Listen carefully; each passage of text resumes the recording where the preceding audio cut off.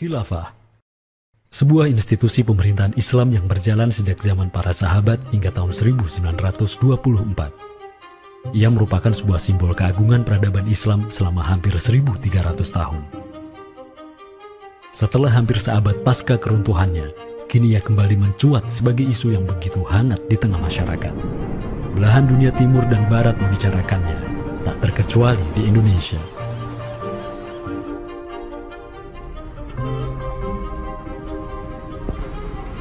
Perdebatan tentang khilafah tak terhindarkan. Apakah ia pantas diterima atau tidak di zaman modern saat ini?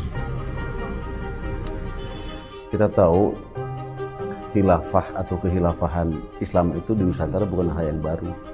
Ya, sudah ada hubungan relasi antara kesultanan-kesultanan dan kerajaan Islam Nusantara dengan kehilafahan di Turki Utsmani atau wilayah Arab secara keseluruhan itu sejak abad ke-7.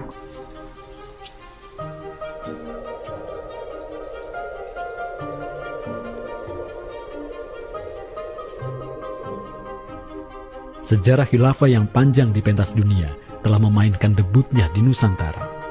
Islam yang diemban para punggawanya telah menjadikan Nusantara jaya dan menjadi sumber utama perlawanan terhadap para penjajah. Inilah kisah tentang Nusantara dan jalinannya dengan sang negara adidaya. Inilah kisah tentang khilafah yang menjadikan rakyat Nusantara sebagai satu umat dengan Muslim sedunia. Inilah kisah tentang jejak khilafah di Nusantara.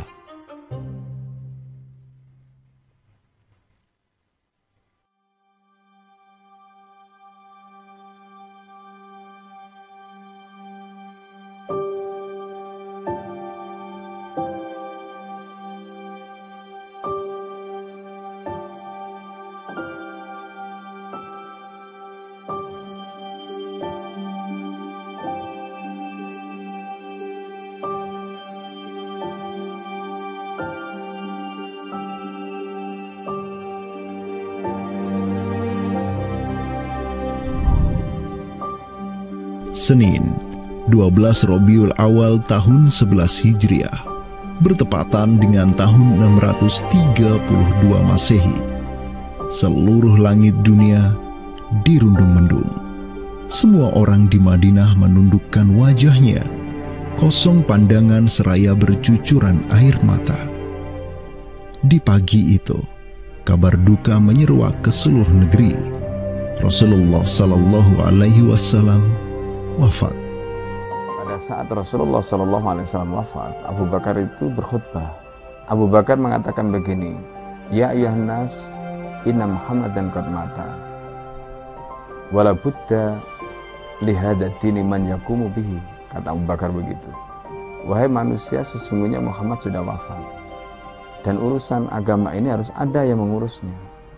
Setelah Abu Bakar menyampaikan demikian, para sahabat pun segera bersepakat untuk mencari dan memilih Khalifatur Rasulillah, seorang pengganti Nabi, untuk menjaga agama dan menjalankan urusan dunia. Mereka bahkan lebih menyegerakan urusan ini ketimbang menyegerakan pemakaman jasad Rasulullah SAW yang mulia, menandakan bahwa urusan kepemimpinan untuk kaum muslimin pasca wafatnya Nabi merupakan perkara yang amat mendesak. Karena itu Sayyidina Umar juga mengatakan, La islama illa bil jamaah, wala jama'atan illa bil imarah, wala imaratan illa bit ta'ah. Umar juga memahami sebagaimana yang dipahami oleh Abu Bakar. Islam ini tidak akan kuat kecuali dengan adanya jamaah, dengan adanya persatuan. Dan tidak mungkin umat ini bisa bersatu kecuali dengan adanya imarah, adanya khilafah, adanya kepemimpinan. Dan tidak mungkin adanya imarah kecuali dengan adanya ketaatan. Jadi para sahabat itu paham itu. Kemudian para sahabat itu juga menjalankan apa yang diperintahkan Nabi dalam hadis yang lain. Apa kata Rasulullah? Alaikum bisunnati. Kalian harus pegang teguh sunnahku. Wa sunnatil khulafa'ir rasyidin al-mahdiyyin min ba'di. Dan sunnah para khalifah rasyidin al-mahdiyyin min ba'di, mendapatkan petunjuk setelahku. Kemudian Nabi mengatakan, Addu alaiha bin nawajidi. Kalian harus gigit sunnah itu dengan menggunakan gigi geram dan jangan dilepaskan. sunnah yang ditinggalkan oleh para khulafaur rasyidin itu apa? Pertanyaannya begitu. Jawabannya tidak lain adalah khilafah itu, sistem khilafah itu. Maka di Saqifah Bani Sa'idah bersepakatlah kaum muslimin untuk memilih Abu Bakar sebagai khalifah pertama untuk mengatur negara mereka yang disebut sebagai khilafah Islamiyah. Negara khilafah di bawah kepemimpinan Abu Bakar dan khalifah-khalifah setelahnya, Umar bin Khattab, Utsman bin Affan, dan Ali bin Abi Thalib cepat sekali berkembang. Mereka memperluas wilayah khilafah hingga mendobrak dua negara adidaya saat itu, Kekaisaran Persia dan Imperium Romawi. Semua aktivitas ekspansi tersebut merupakan realisasi kebijakan politik luar negeri khilafah Islamiyah, dakwah, dan jihad. Sementara di Timur Tengah sedang terjadi revolusi tauhid yang luar biasa dengan munculnya negara adidaya baru yang bernama Khilafah Islamiyah. Jauh di sebelah timur, terbentang sehamparan kepulauan yang teramat luas wilayahnya. Masing-masing pulau ini begitu hijau hutannya, mata air mengalir dengan begitu derasnya, disertai kekayaan alam yang melimpah ruah jumlahnya, baik di bawah maupun di atas tanah, baik sebelum maupun selepas pantai. Negeri itu dikenal sebagai Nusantara. Diapit oleh dua benua dan dua samudra, amatlah strategis posisi wilayah Nusantara, menjadikan ia sebagai pelabuhan dagang yang ramai, tempat bertemunya bangsa-bangsa dunia. Kala itu, belumlah penduduk di Nusantara mengenal Islam, sementara kehidupan mereka sedang diselimuti oleh kegelapan. Namun, tatkala Islam sedang membara di Timur Tengah, tentu sampailah pengaruhnya ke Nusantara.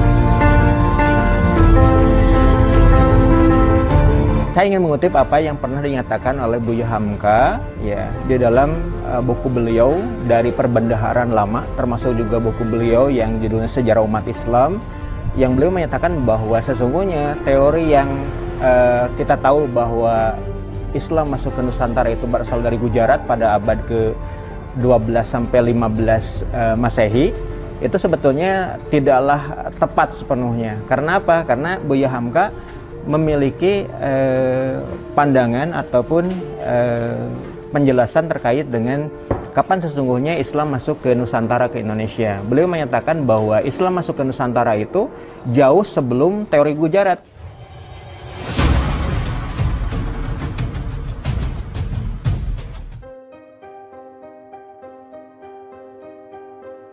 Di bawah pemerintahan Khulafaur Rasyidin yang wilayahnya membentang dari Afrika Utara sampai Persia, perdagangan kaum muslimin berkembang pesat dengan dikuasainya pelabuhan-pelabuhan strategis di Samudra Hindia. Hubungan diplomatik dan komersial pun terjalin dengan sejumlah kerajaan dari India sampai Cina. Sui Tangshu, sebuah kronik kuno dari dinasti Tang di Cina mencatat, telah datang serombongan utusan khilafah ke hadapan penguasa Cina di tahun 651 Masehi, di mana tahun tersebut merupakan masa Khalifah Utsman bin Affan. Hubungan khilafah dengan dunia timur terus berlanjut sampai di mana khilafah beralih ke pemimpinannya di bawah otoritas Bani Umayyah. Apabila hubungan negara khilafah dengan kekaisaran Cina sudah terjalin sejak masa Khulafaur Rasyidin melalui jalur laut, tentulah utusan khilafah akan melalui wilayah Nusantara yang menjadi penghubung antara Timur Tengah dan Asia Timur.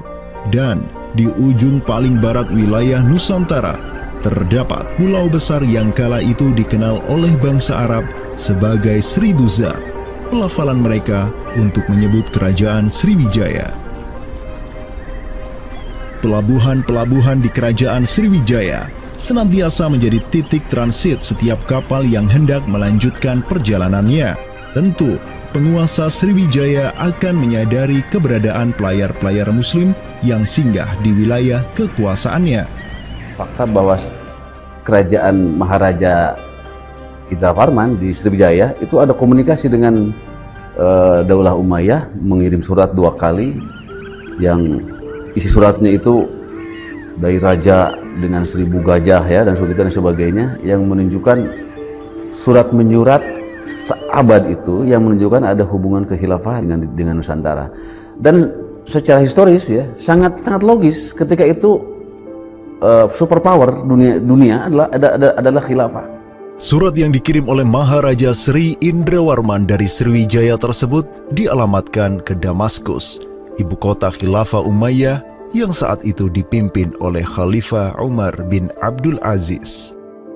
Dalam surat itu disebutkan, min malikil amlak alladhi huwa ibnu alfi malik walladhi tahtahu bintu alfi malik walladhi fi marudatihi alfu filin walladhi lahu nahrani yumbitani al-auda wal-allawha wal-jawza wal-kafura alladhi yujadu rihuhu ala masirati 12 milan ila malikil arab alladhi la yushriku billahi syai'an. Amma ba'du fa inni qad ba'athtu ilayka bihadiyatin wa ma hiya bihadiyatin walakinnaha tahiyatun wa ahbabtu an tab'atha ilayya rajulan yu'allimunil islama wa yuwaqqifuni ala hududihi wassalam. Maka di bawah kepemimpinan sang Khalifah Umar bin Abdul Aziz, khilafah menyebarkan rahmatan lil alamin ke segala penjuru dunia, termasuk Nusantara.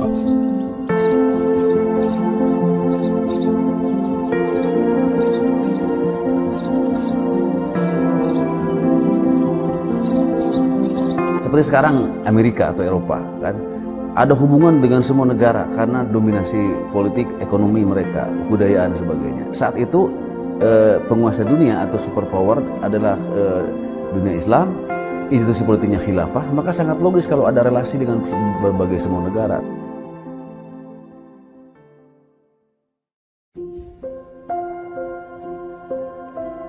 Tahun 1258, dari arah timur datanglah segerombolan pasukan yang mengerikan. Tubuh mereka besar-besar bak raksasa, berkulit kuning dan begitu mahir berpanah dan mengendarai kuda. Inilah pasukan Mongol yang datang dari utara Cina. Khalifah Al-Musta'sim itu dibunuh oleh Hulagu Khan, ya, pemimpin tentara Mongol. Kemudian pasca penaklukan Baghdad, itu Baghdad menjadi kota kosong, ya. Penduduknya dibantai, khalifah dibunuh, ya. Kotanya dibakar, perpustakaannya dihancurkan, wah pokoknya kacau sekali lah. Nah, tapi ternyata banyak keluarga Abbasiyah, ya, dinasti Bani Abbasiyah yang dia itu selamat dari pembantaian orang-orang Mongol, dan mereka itu akhirnya berdiaspora, mengungsi, ya. Ada yang berdiaspora, ada yang mengungsi ke Hijaz, ada yang mengungsi ke daerah Najd, ya, ada yang mengungsi ke daerah Mesir. Ada satu keturunan Abbasiyah, Bani Abbasiyah, yang dia itu mengungsi sampai ke Aceh, gitu. Dimana Aceh itu dulu, ya, negara yang berkuasa di sana adalah Samudra Pasai.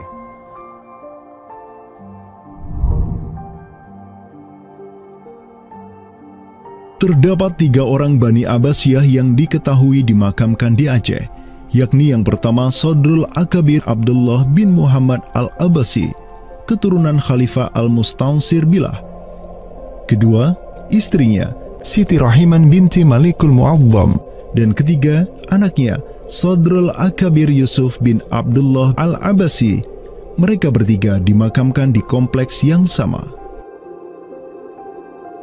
Yang paling monumental, yang paling besar di sini kita lihat adalah seorang tokoh yang memiliki predikat As-Sadr Al-Kabir ataupun pengawal para pembesar yang derajatnya mungkin setingkat dengan Perdana Menteri. Beliau bernama Abdullah bin Muhammad bin Abdul Qadir bin Abdul Aziz bin Al-Mansur Abi Ja'far Al-Abbasi, yang mana genetika beliau yang daripada Al-Mansur ini sendiri yang merupakan kakek buyut daripada Abdullah ini adalah seorang khalifah dari Bani Abbasiyah. Bani Abbas ini yang terkubur di Aceh, ya, Lok Sumawe ini, ayahnya ini, ya, Muhammad bin Abdul Qadir, ternyata dia itu dicatat oleh Ibnu Battuta, ya, dicatat oleh Ibnu Battuta dalam rihlahnya kitab Tuhfatun Nazar, ya. Nah, dia itu ayahnya Abdullah bin Muhammad Sodrul Akabir yang di Pasai itu menjadi gubernur, ya, menjadi gubernur di mana? Di daerah India, gitu, dicatat oleh Ibnu Battuta, gitu, ya. Dan Ibnu Battuta mencatat sultan-sultan di India itu begitu hormat, ya, begitu taat, dan mereka itu memuliakan keturunan Khalifah Abbasiyah ini, ya, keturunan Khalifah Al-Mustansir billah, begitu. Nah, ini mengindikasikan bahwasanya apa? Sultan-sultan India itu begitu memuliakan, dan mereka itu dalam satu riwayat lain juga membaiat Khalifah Abbasiyah yang ada di Mesir. Sementara sultan-sultan di India, ya, Kesultanan Islam di India itu punya hubungan erat dengan Samudra Pasai, begitu. Nah, di sini kita bisa menduga kuat bahwasanya Samudra Pasai itu juga berbaiat kepada Khalifah Abbasiyah. Samudra Pasai pada masa itu berbaiat kepada dinasti sebelum Utsmaniyah berkuasa, yaitu kita menduga dan meyakini hal tersebut sesuai fakta-fakta yang kita temukan di lapangan bahwa Madinatul Sumatera ataupun Jaziratul Jawi, Samudra Pasai itu berbaiat langsung kepada dinasti Abbasiyah. Sultan Zainal Abidin bin Ahmad bin Malikus Zahir bin Malikus Saleh, penguasa Pasai di masa Sodrul Akabir Abdullah Al-Abbasi hidup, menyatakan baiatnya kepada Khalifah Al-Mutawakkil 'ala Allah di Kairo di awal abad ke-15. Begitu pula sebelumnya, Sultan Muhammad bin Tughluk di Delhi diikuti oleh Sultan Jalaluddin Muhammad dari dinasti Raja Ganesh di Bengali dan penguasa dari dinasti Utsmaniyah di Turki, Sultan Bayazid pertama. Seluruh sultan di dunia Islam menyatakan baiatnya kepada Khilafah Abbasiyah semenjak gelombang badai Mongol berhasil dihentikan oleh pahlawan-pahlawan Mamluk. Pusat Khilafah Abbasiyah kini berpindah ke Kairo, Mesir, dan menjadi magnet kaum muslimin global.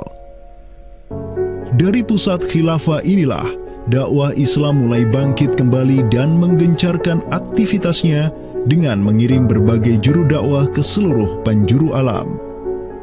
Dengan Samudra Pasai yang mendaulatkan dirinya sebagai Darul Islam yang berbaiat kepada Khalifah, Samudra Pasai mengemban tugas untuk mengubah seluruh Asia Tenggara dari Darul Kufri menjadi Darul Islam. Sultan Zainal Abidin Ra Ubabdar dibantu oleh putra Sodrul Akabir Abdullah bin Muhammad Al-Abbasi, yakni Yusuf bin Abdullah, yang di pucuk pusaranya tertera nama kakeknya Khalifah Al-Mustansir billah, banyak menaklukkan wilayah-wilayah yang belum Islam di Sumatera dan Semenanjung Malaya. Seperti Ra Ubabdar. Ra Ubabdar itu berasal dari dua kata, Ra dan Ubabdar, yang mana artinya adalah penguasa gelombang. Ini adalah sebuah predikat yang sangat luas sebenarnya maknanya. Sesuai dengan masa yang ditorehkan pada waktu tersebut, bahwa Sultan Zainal Abidin Ra Ubabdar bin Ahmad bin Muhammad bin Al-Mali As-Salih ini adalah salah satu masa kegemilangan Samudra Pasai, yang mana kita ketahui setelah masa tersebut yang memimpin Kesultanan Sumatera adalah anak keturunan daripada beliau ini, yang jumlahnya sampai 11 orang sultan. Bergerak dan terus bergerak itu meluaskan dakwah Islamnya sampai ke pulau-pulau. Itu masa Zainal Abidin Ra Ubabdar, terutama penakluk gelombang yang dijuluki beliau itu melebarkan sayap itu sampai ke seluruh Asia Tenggara. Digelarilah Sultan Zainal Abidin Pasai dengan sebutan Ra Ubabdar, bahasa Persia untuk gelar sang penakluk gelombang, karena dengan arungan pasukannya yang luar biasa di atas gelombang laut Nusantara, ia membuka banyak sekali wilayah, seperti Malaka misalnya, di mana di sanalah Sultan Zainal Abidin Ra Ubabdar menempatkan putranya Sultan Mansur sebagai penguasa Darul Islam Malaka. Kesultanan Samudra Pasai banyak pula mengirimkan juru dakwahnya untuk meminta penguasa-penguasa Nusantara lain agar menerima Islam. Salah satu juru dakwah tersebut dikirim ke Jawa Timur, pusat pemerintahan rezim yang mendominasi wilayah Nusantara saat itu, Kerajaan Majapahit.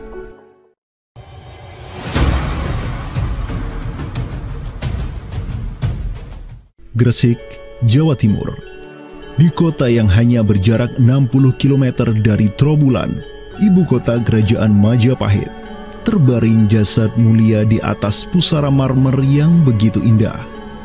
Inilah kubur seseorang yang menginisiasi tegaknya Islam di tanah Jawa, Maulana Malik Ibrahim, yang kemudian dikenal sebagai Sunan Gresik. Malik Ibrahim adalah seorang yang berkedudukan tinggi di lingkaran kuasa Samudra Pasai, terlihat dari gelarnya yang bertajuk Umdatus Salatin wal Wuzara, pondasi para sultan dan wazir, di mana gelar tersebut adalah gelar untuk wakil Sultan Samudra Pasai sebagaimana yang dicatat oleh Ibnu Batutah. Gelarnya yang lain seperti Burhanud Daulah Waddin, penerang negara dan agama, adalah gelar yang disematkan kepadanya selayaknya gelar-gelar yang diberikan Khilafah Abbasiyah kepada pejabat-pejabat penting daulah, sebuah gelar yang begitu politis sekaligus agamis.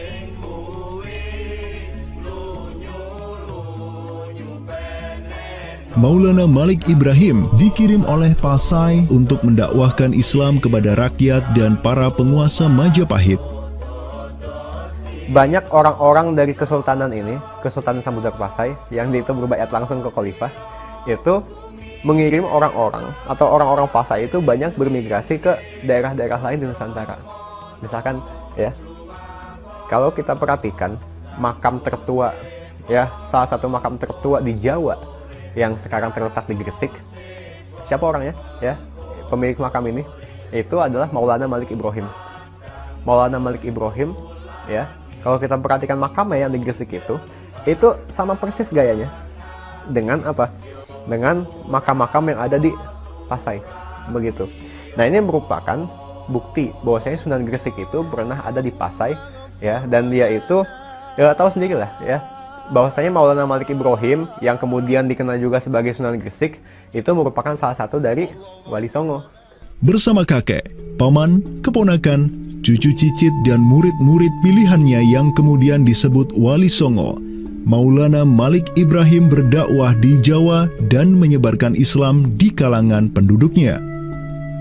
Mereka mendapat sokongan penuh dari negara yang berkuasa di Samudra Pasai, kesultanan yang berbaiat kepada Khilafah Abbasiyah. Dakwah mereka terus berkembang, perlahan namun pasti, dan mulai melumat persendian kuasa Majapahit yang mulai keropos akibat kekacauan internal mereka sendiri.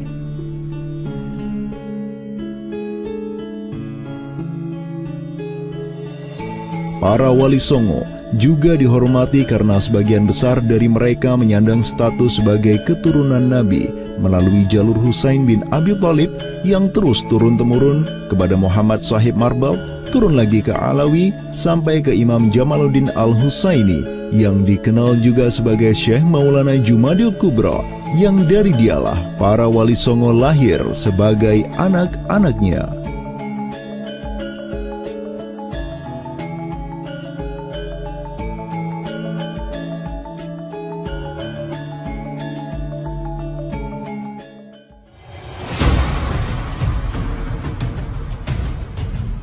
Bertolak dari Gresik, dakwah para wali menyebar ke kota-kota lainnya di Pulau Jawa, bahkan sampai keluar Jawa seperti Maluku, Ternate, Makassar, Kalimantan, dan sebagainya.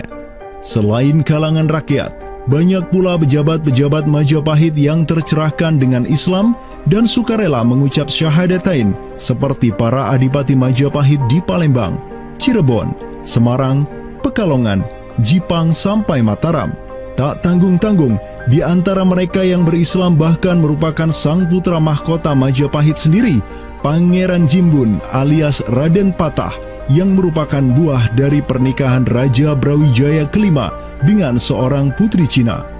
Ketika dewasa, Raden Patah belajar kepada Sunan Giri di Surabaya, kemudian diangkat menjadi Adipati Demak oleh ayahnya. Kemudian di tahun 1478, Brawijaya kelima digulingkan oleh pesaingnya dari Kediri, Girindra Wardana. Tahta Majapahit yang diduduki oleh musuh ayahnya lantas membuat Raden Patah di Demak beserta seluruh elemen Islam di Jawa pimpinan para Wali Songo bangkit berjihad melawan Girindra Wardana dan penerusnya Patih Udara. Mereka terus berjihad dengan penuh keberanian hingga akhirnya berhasil melumat kekuasaan Majapahit yang dipegang oleh para pemberontak dari pihak Girindra Wardana dan Patih Udara. Kaum muslimin pun meraih kemenangan hingga akhirnya mereka berhasil memproklamirkan berdirinya sebuah daulah Islam pertama di tanah Jawa, Kesultanan Demak, pada tahun 1482. Digelari Raden Patah sebagai Senopati Jimbun Ningrat Ngabdurrahman Panembahan Palembang Saidin Panatogomo, atau dengan gelarnya dalam bahasa Arab Sultan Syah Alam Akbar Al-Fatah. Dialah sultan yang telah memfutuhat Jawa menjadi Darul Islam. Dengan berdirinya Demak sebagai daulah Islam pertama yang berdaulat di tanah Jawa, bertambahlah kuat bargaining politik Islam di kawasan Nusantara bersama-sama dengan Kesultanan Samudra Pasai di Sumatera, Kesultanan Malaka di Semenanjung Malaya, Kesultanan Brunei di Borneo, Kesultanan Sulu di Filipina, begitu pula Sultan pertama di Ternate, Sultan Zainal Abidin, yang pernah menimba ilmu ke Jawa di bawah bimbingan Sunan Giri. Dalam rentang abad yang bersamaan, kemenangan daulah Islam di kawasan Nusantara juga diiringi dengan penaklukan Konstantinopel, ibu kota Romawi Timur, oleh salah seorang sultan dari Bani Uthmaniyah, Muhammad Al-Fatih. Penaklukan Konstantinopel sekaligus menandakan tamatnya riwayat Imperium Romawi Timur untuk selama-lamanya.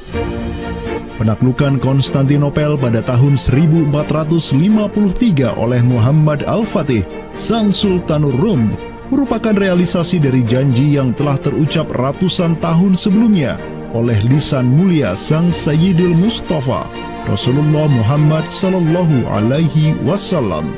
Sungguh, Konstantinopel akan benar-benar ditaklukkan.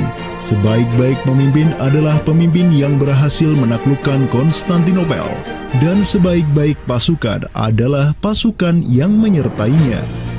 Dengan dikdayanya kuasa Islam di tanah Rum, menjadikan para penguasa Uthmaniyah mempunyai citra istimewa di kalangan rakyat Nusantara.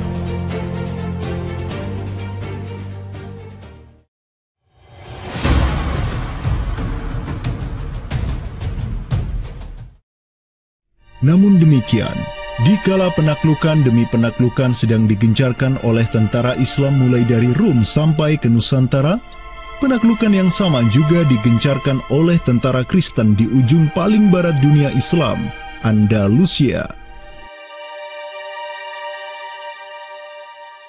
Berbeda dengan penaklukan yang kaum muslimin lakukan, di mana penduduk asli suatu tempat diberi toleransi yang luar biasa atas agama dan properti mereka, tentara Kristen Portugis dan Spanyol menaklukkan wilayah Islam di Andalusia yang saat itu sudah terpecah menjadi Reyes de Taifas atau Mulukhut Tawaif, atau kerajaan-kerajaan yang saling tercerai-berai.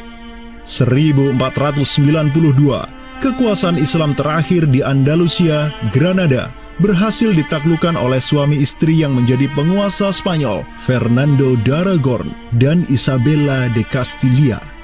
Penaklukan kembali wilayah Andalusia menjadi negara Kristen yang mereka sebut Reconquista telah menyebabkan populasi kaum muslimin di sana tersapu bersih, entah karena diusir, dimurtadkan, atau dibunuh. Selain Reconquista, kaum Kristen Spanyol dan Portugis juga mempunyai motif ekonomi untuk menjadikan diri mereka kaya, yakni dengan mencari jalur rempah di Samudra Hindia yang saat itu merupakan potensi sumber daya alam yang luar biasa. Program mereka untuk mencari rempah di Samudra Hindia mereka sebut sebagai Estado da India. Kita sering dengar dengan istilah 3G gitu kan, glory, gospel, dan gold gitu kan. Jadi ya mereka ingin ekspansi, mereka ingin menyebarkan misi agama mereka, dan mereka juga ingin mencari gold. Goldnya sini adalah justru adalah rempah gitu kan. Begitulah betapa berharganya rempah pada saat itu, sampai 1 gram pala dihargai dengan 2 gram emas gitu kan. Paus Alexander ke-6, pemimpin kaum Kristen saat itu, begitu mendukung hasrat Portugis dan Spanyol untuk menjelajah dunia dan menyebarkan Kristen. Maka, berangkatlah gelombang penjelajah Portugis yang disertai pasukan dan senjata untuk menaklukkan dunia Islam di Samudra Hindia. Di bawah pimpinan Alfonso de Albuquerque, armada Portugis berhasil menaklukkan Goa di India pada tahun 1510. Dan setahun kemudian berhasil sampai ke Malaka, merebut pelabuhan strategis itu dari Sultan Mahmud Syah yang memerintah tempat tersebut. Dengan bercokolnya Portugis di Nusantara, dimulailah babak baru sejarah Islam di kawasan ini.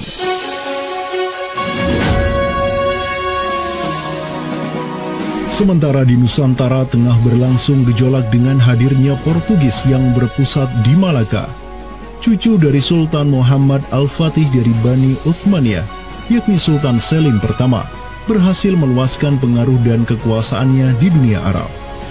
Pada tahun 1517, beliau berhasil merebut Suriah, Mesir, dan Hijaz dari kepenguasaan kaum Mamluk. Khalifah Al-Mutawakkil 'ala Allah ketiga dari Bani Abbasiyah beserta Syarif di Makkah kini menyerahkan kepemimpinan umat Islam sedunia dan pelayanan 2 kota suci kepada Sultan Salim pertama, penguasa Uthmaniyah yang bukanlah mereka berdarah Arab. Perlu dicatat bahwa penjelasan tentang Al-A'immatu fi Quraisyin itu, kalau kita merujuk kepada kitab Ar-Rawdah, Rawdatul Thalibin wa Umdatul Muftiin, memang ada hal yang menarik di sini. Di satu sisi ada mengatakan bahwa syarat khalifah itu harus Quraisy. Tetapi Imam Nawawi sepakat ketika katakanlah dari Quraisy tidak ada, terus diambilkan dari mana? Maka kemudian disebutkan di situ ya di luar Quraisy, bisa dari bani ini itu yang disebutkan di dalam kitab Allah.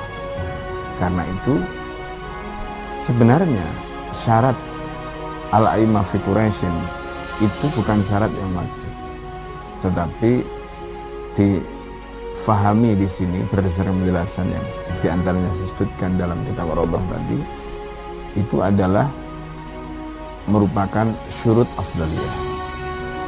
Maka semenjak tahun 1517, kepemimpinan khilafah beralih ke Bani Uthmaniyah.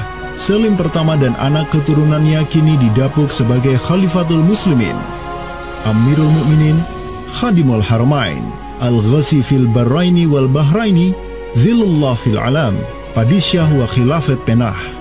Wilayah Khilafah Uthmaniyah terus merangsek Eropa, dan merekalah yang menguasai Laut Mediterania dan juga Laut Merah. Adapun Portugis yang bercokol di Samudra Hindia mulai ketakutan karenanya.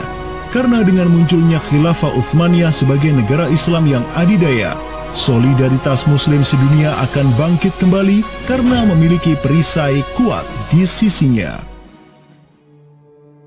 Ini erat kaitannya dengan hubungan dengan negeri kita, karena keimanan yang kemudian merekatkan ya dengan semangat akidah Islamiyah, semangat ukhuwah Islamiyah, menjadikan umat Muslim yang ada di Timur Tengah dengan umat Muslim yang ada di Nusantara Indonesia itu terjalin hubungan yang sangat erat. Karena kita tahu bahwa ada ayat Allah Subhanahu wa Ta'ala yang menyatakan innamal mu'minuna ikhwah. Sesungguhnya orang-orang beriman itu adalah saudara. Ketika ada saudara mukmin yang terzalimi, maka saudara mukmin yang lain itu punya kewajiban untuk membela. Demikian pula ketika muslimin Nusantara itu terzalimi dengan adanya penjajahan, dengan adanya imperialisme yang dilangsungkan oleh orang-orang kafir penjajah, baik itu oleh Portugis, Spanyol, Inggris, Prancis ataupun Belanda, ya, Maka kemudian Muslim yang ada di Timur Tengah yang pada waktu itu masih memiliki kepemimpinan yang tunggal untuk seluruh dunia, yaitu khalifah, itu juga turut ya memperhatikan, turut mendukung, turut memperjuangkan pembebasan ataupun kemerdekaan bagi bangsa Muslim Nusantara. Kenapa? Ini semangat jihad di antara kaum Muslim yang dihubungkan dengan semangat keimanan atau akidah Islam yang tadi. Kenapa? Yang namanya mukmin itu adalah kal jasadil wahid, ya, satu tubuh. Ketika bagian tubuh yang lain itu teraniaya, maka tubuh yang lain pun punya kewajiban untuk membelanya ataupun juga ikut merasakan penderitaan yang dialami oleh bagian tubuh kaum muslim yang lain.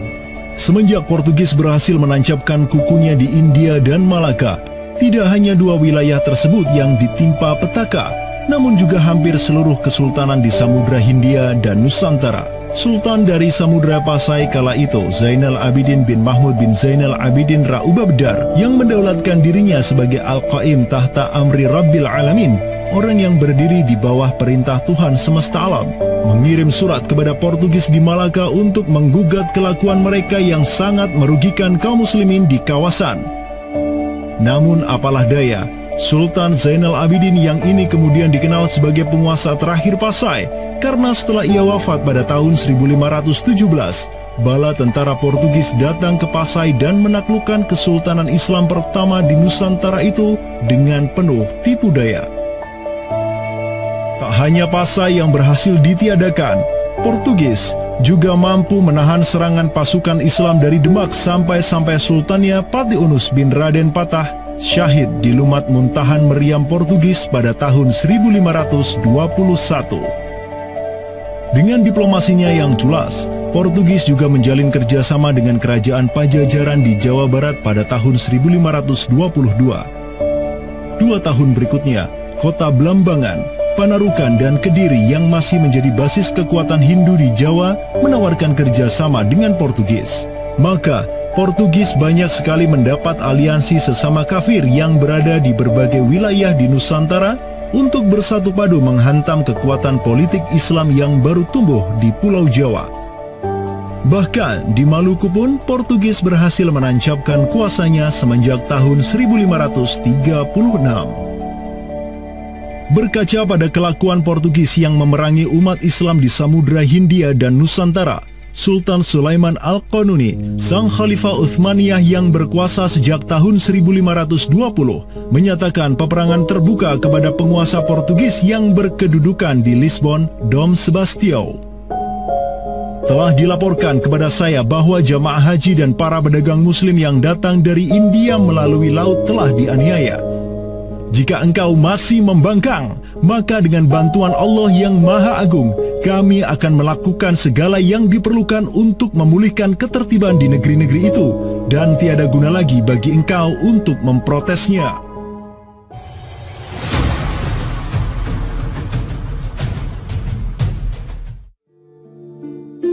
Penjaga kedaulatan Islam di Sumatera yang harum selama ratusan tahun, Samudra Pasai, kini sudah sirna di bawah kungkungan Portugis.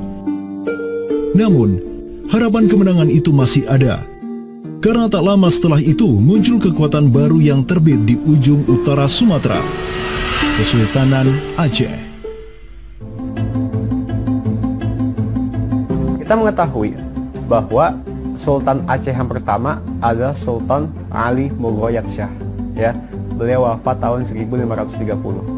Dan ini merupakan masa yang bersamaan dengan Sultan Sulaiman Al-Qanuni dari Khilafah Utsmaniyah. Prestasi Sultan Ali Mughayat Shah telah dicatat dengan tinta emas sejarah.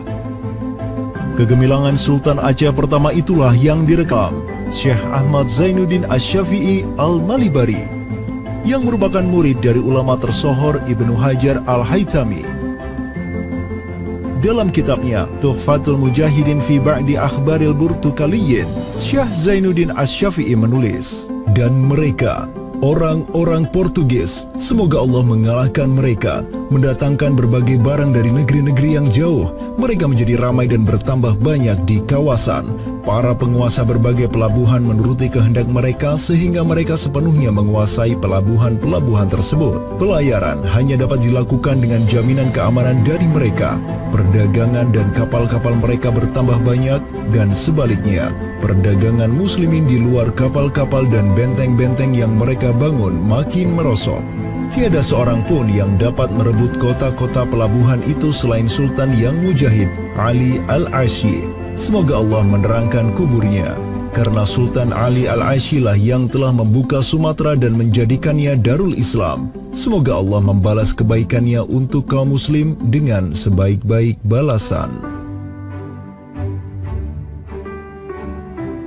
Kalau kita perhatikan makam Sultan Ali Mugoyatsyah, di situ ada kalimat menarik yang terpampang di inskripsi makamnya.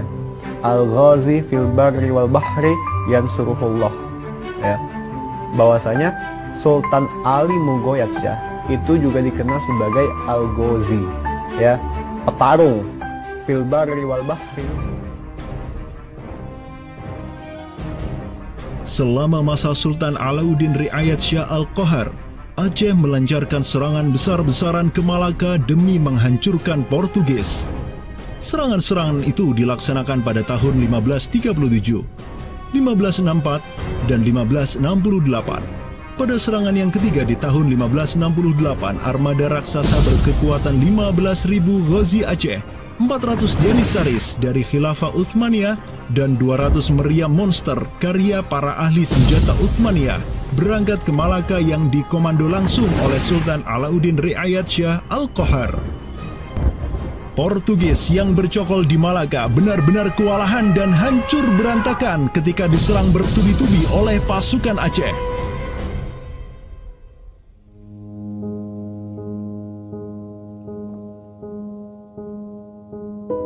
Walau demikian, Portugis berhasil bertahan karena dibantu oleh sekutu-sekutunya dari Johor dan Kedah. Banyak korban yang berjatuhan baik dari pihak Aceh maupun pihak Portugis. Begitu pula ada beberapa Janissaris Uthmaniyah yang turut gugur dalam jihadnya di kawasan Nusantara ini. Ada satu daerah di kawasan Bandar Aceh ini, Bandar Aceh Darussalam itu Kampung Bitai. Itu tempat para tentara-tentara Turki syahid, kemudian dimakamkan di Bitai.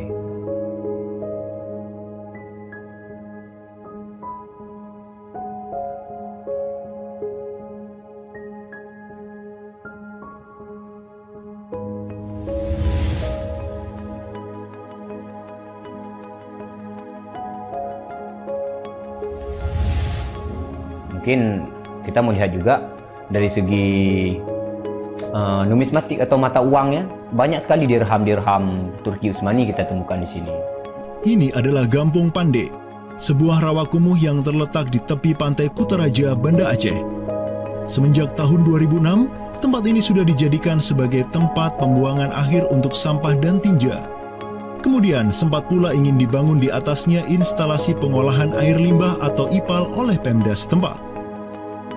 Namun siapa sangka, di tempat yang nasibnya begitu menyedihkan hari ini, di tahun 2013 lalu, telah ditemukan tidak kurang dari 6.000 keping dinar dan dirham yang dicetak oleh Khilafah Utsmaniyah dan Kesultanan Aceh.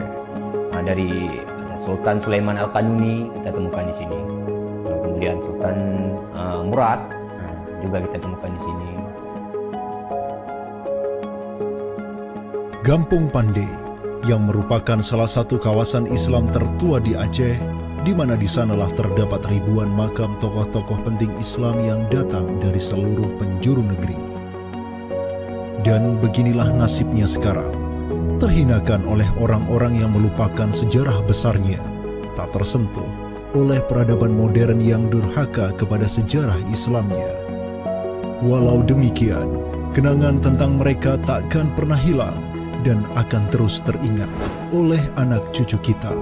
Mereka akan terus mengingat bahwa orang tua kita dahulu, para penguasa kita yang soleh dulu, pernah menyatakan baiatnya kepada Amirul Mukminin khalifahnya umat Rasulullah Sallallahu Alaihi Wasallam.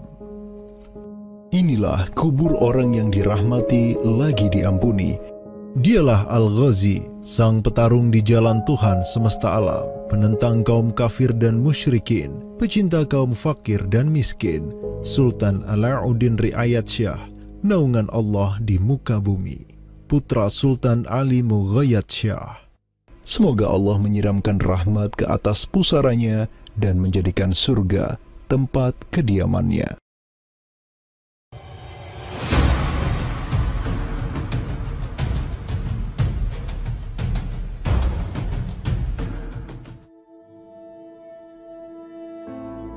Seiring angin Katulistiwa yang terus merayu, gelora Islam juga terus melaju dari Aceh, Jawa, dan terus menyusur ke arah timur sampai ke Jaziratul Muluk, Kepulauan Raja-Raja.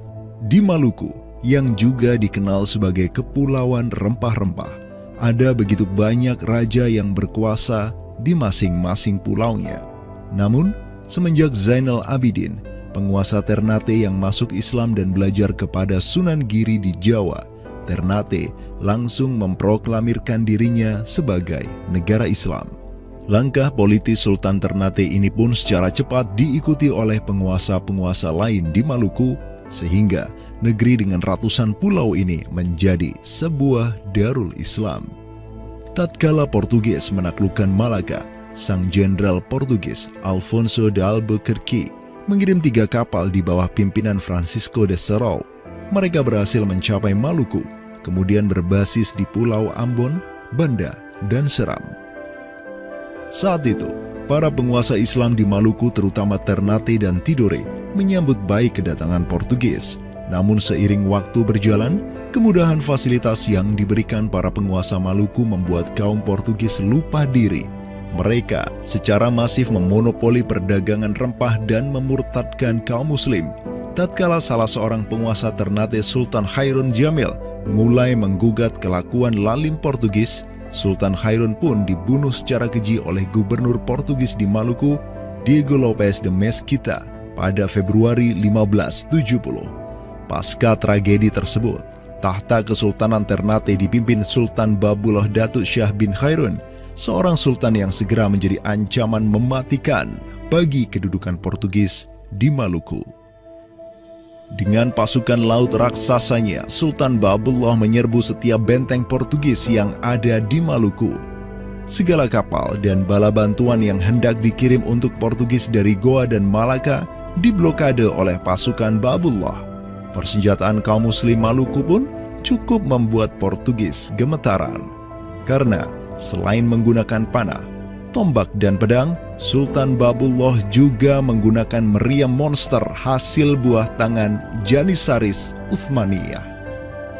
Sultan Babullah itu mempekerjakan sekitar 20 ahli militer dari Khilafah Utsmaniyah.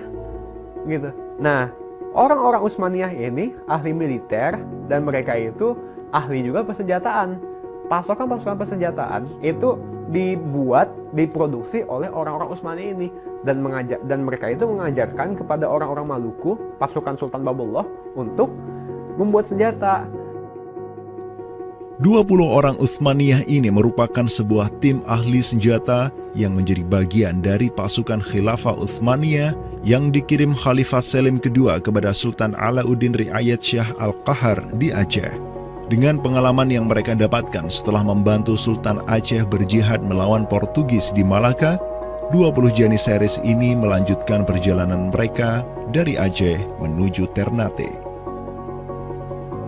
Peperangan dan pengepungan pasukan Babullah untuk menyerang Portugis yang bersembunyi di benteng-benteng mereka terus berjalan selama 5 tahun, dari tahun 1570 sampai tahun 1575. Akibat pengepungan tersebut, kaum Portugis amat menderita dengan kelaparan, sampai-sampai mereka memakan anjing, tikus, sampai cicak demi bertahan hidup. Hingga akhirnya pada 27 Desember 1575, Portugis mengibarkan bendera putih. Mereka pergi dari Maluku untuk selama-lamanya dengan rasa malu yang tiada terperi. Sultan Babullah yang terus berkuasa sampai tahun 1583 terus mengekspansi banyak wilayah di timur Nusantara untuk menjadi Darul Islam. Raja Makassar, Karaeng Bonto Langkasa, berhasil Babullah Islamkan sehingga Makassar menjadi Darul Islam.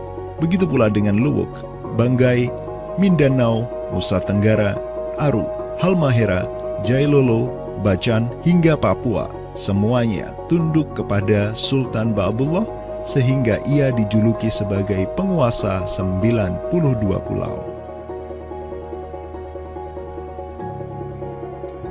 Dengan prestasi yang demikian luar biasa, tentu Babullah tidak berdiri sendiri. Ada ikatan solidaritas dengan sultan-sultan Aceh, Jawa, sampai Filipina. Ikatan sebagai satu umat. Ikatan dengan satu akidah, akidah Islam. Ikatan dengan satu semangat, semangat jihad. Dan ikatan dengan satu kepemimpinan. Karena seluruh sultan di Nusantara tunduk dan begitu hormat pada Khilafah Utsmaniyah.